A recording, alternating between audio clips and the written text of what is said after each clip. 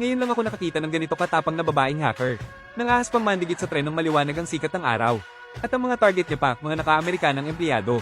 Ang binatilyo ay ayaw sanang makialam. Ngunit sa sumunod na sandali, dahil sa kanyang reflexes, nahuli niya ang babae. Ang pangalan ng binatilyo ay David. Ang kakaibang kilos niya ay pumukaw sa interes ng babae. Mas tamang sabihin na sa katawan ni David. Gaya ng inaasahan sa pag-scan ng babaeng hacker. Natuklasan niyang si David ay may cybernetic implants. At ito ay pinakabagong military grade. Gayunpaman, ang data ay nagsasabi na, si David ay isa lamang. Pasaway na estudyante na na-expel sa Arasaka Academy. Agad na inaya ng babae si David na makipagsabuhatan.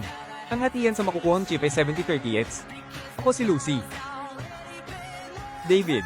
Hindi nagtagal, pumili si Lucy ng target sa ibang bagon ng tren. Itutulak niya ang chip mula sa malayo, at si David ang kukuha nito sa tamang pagkakataon. Halimbawa, ang mga babaeng naka-Amerikana na masayang nagkukwentuhan, o ang mga otako na addict sa brain dance. Sila ang mga perfectong target. Pagkatapos ng isang biyahe, malaki ang kinita nilang dalawa. Pinag-uusapan nila kung lilipat sila ng linya para ituloy ang kanilang operasyon ng Damyugo ang ilong ni David, at bumagsak siya sa hagdan. Ang lalaking ito ay walang health insurance. Wala rin siyang kamag-anak. Pagkatapos ng implant, wala siyang ginawang anumang pag-iingat. Hindi niya alam kung ano ang immunosuppressant. Ikinagulat ito ni Lucy. At dahil dito, nagkaroon ng masamang balak ang black market doctor. Tutal, malaki ang halaga ng Sandev Eastern na nasa katawan niya. David, mukhang 80/20 sa lang ang hatiin natin.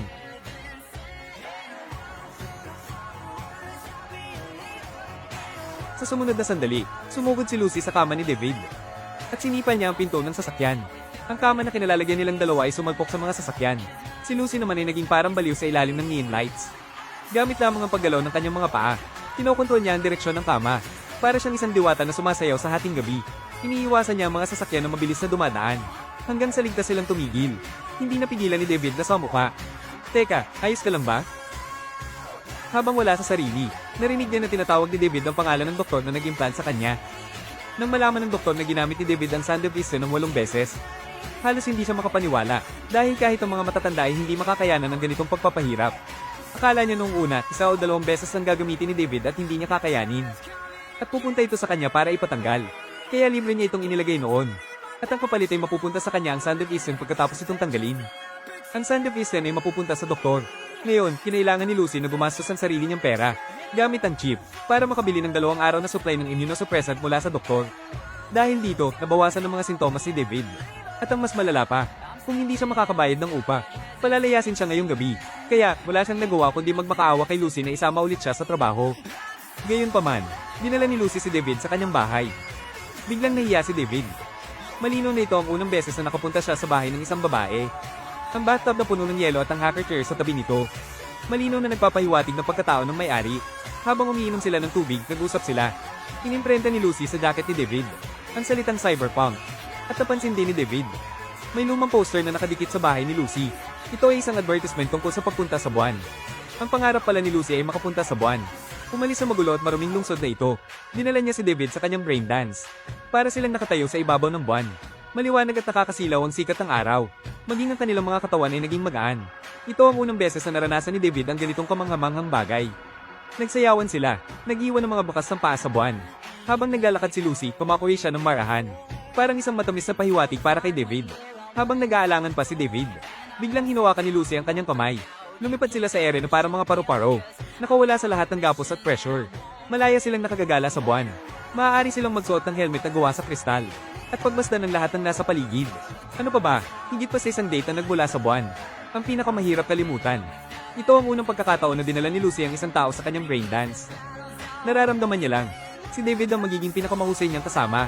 At habang tuwang-tuwa si David, isang magaspang na boses ang umalingaw sa kanyang tainga. Tapos na ang laro, tanga. Bata, pasensya na sa istorbo. Pero akin ang implant na yan. Oras na para ibalik ito sa orihinal na may-ari.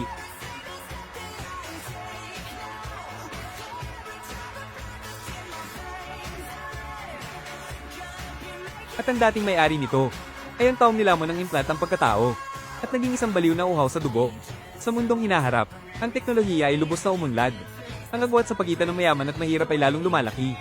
Ang dalawang tech corporation na Arasaka at Bell-Itech, halos may monopolyo sa lahat ng bagay. Lahat ng tao mula pagkapanganak, ay binago ang katawan sa iba't ibang antas. upang magkaroon ng lakas na higit sa limitasyon ng tao. Ang mahihirap ay maaari lamang gumamit ng mababang kalidad ng mga pekeng produkto. Habang ang mayayaman ay hindi lamang maaaring pumili ng mga high-end na produkto, kundi pati na rin ang mas malalakas na military implants. Hindi rin problema. Gayunpaman, habang pinapalitan mo ang mas maraming bahagi, mas mataas ang peligro. Sa huli, maaaring lumunin ng implant ang anyo ng tao, at maging isang baliw na uhaw sa dugo. Sa oras na ito, lalabas ang anti-terrorist force sa Maxtac para supulin. At ang implant kay David ay tinatawag na Sand of Easton. Ang dating may-ari nito ay si Lieutenant James. Ngunit sa huli ay napalibutan at napatay ng Maxtac. Ngunit ang military implant sa kanyang katawan ay nawala. Pagkatapos, binili ni May ng mahiwagang implant na ito sa pamamagitan ng black market. Bilang resulta, kinabukasan pagkatapos mabayaran, biglang nawala ng contact ang supplier. At ang batang lalaki na nahuli ni Lucy sa tren, ay nakakabit nito sa kanyang katawan. Nagmamadaling tinanong ni David ang pangalan ng supplier. Gloria Martinez, kilala mo ba siya? Siya ang nanay ko. Ang nanay pala ni David, nakamamatay lang sa aksidente sa sasakyan kahapon. Hindi niya alam, ang kanyang ina ay palaging sangkot sa iligal na kalakalan ng mga implant. Sa ngayon, umaasa lang siyang maipagpatuloy ang trabaho, at mabayaran ang utang ng kanyang ina kay Maine. Ngunit itinuring ni Maine si David na isang baguhan lamang. Hindi niya kayang kontrolin ang military implant na ito. Bilang resulta, agad na hinublat ni David ang sigarilyo sa kanyang kamay. At mabilis na ibinalik.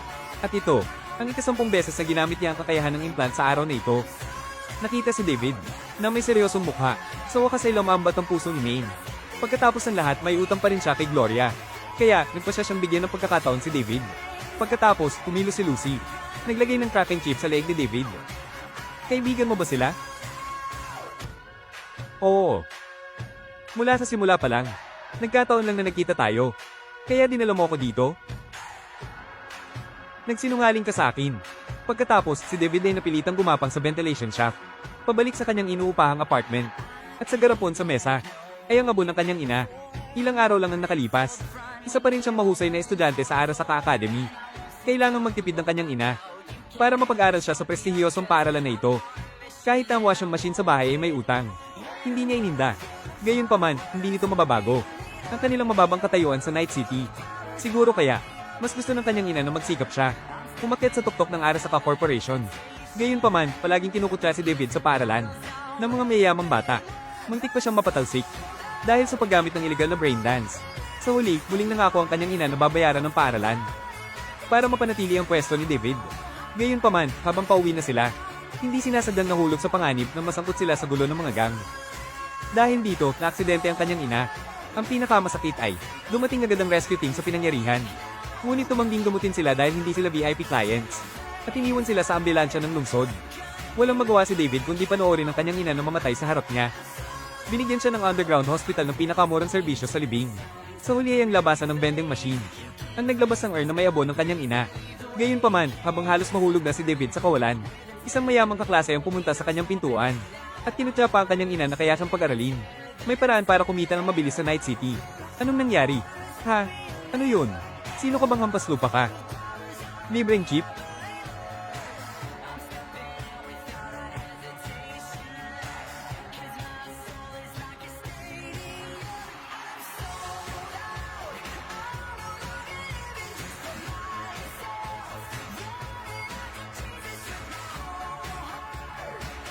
Dahil dito, binugbog ng mayamang bata si David, hanggang sa mawalan siya ng malay, hindi na makabangon.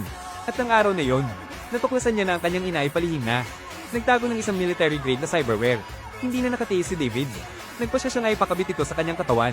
Dahil sa kanyang mataas na tolerance sa sakit, hindi siya nagpa-anesthesia. Tiniis niya ang operasyon. Pagkatapos, sinuot ni David ang kanyang duguan na jacket, at hinanap ang mayamang bata sa paaralan.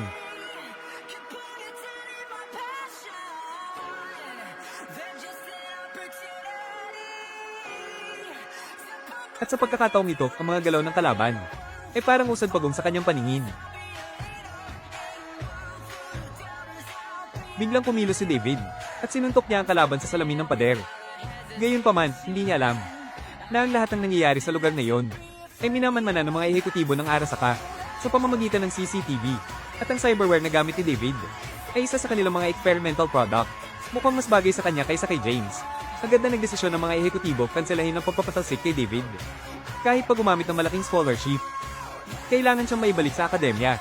At sa oras na ito, nakatanggap si David ng mensahe mula kay Maine. Walang saysay ang pagsama sa kanya.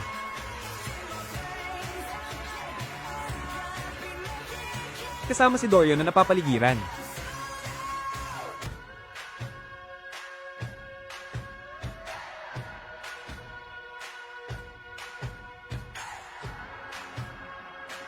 Halos lahat ng organs niya ay biotech na.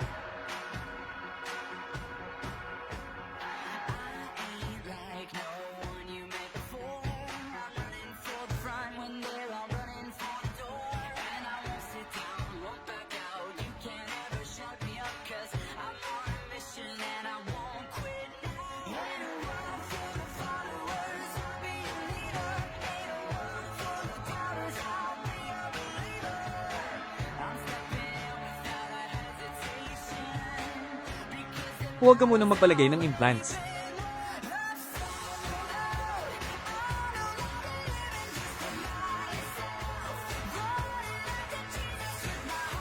Pero, wala pang 3 segundo.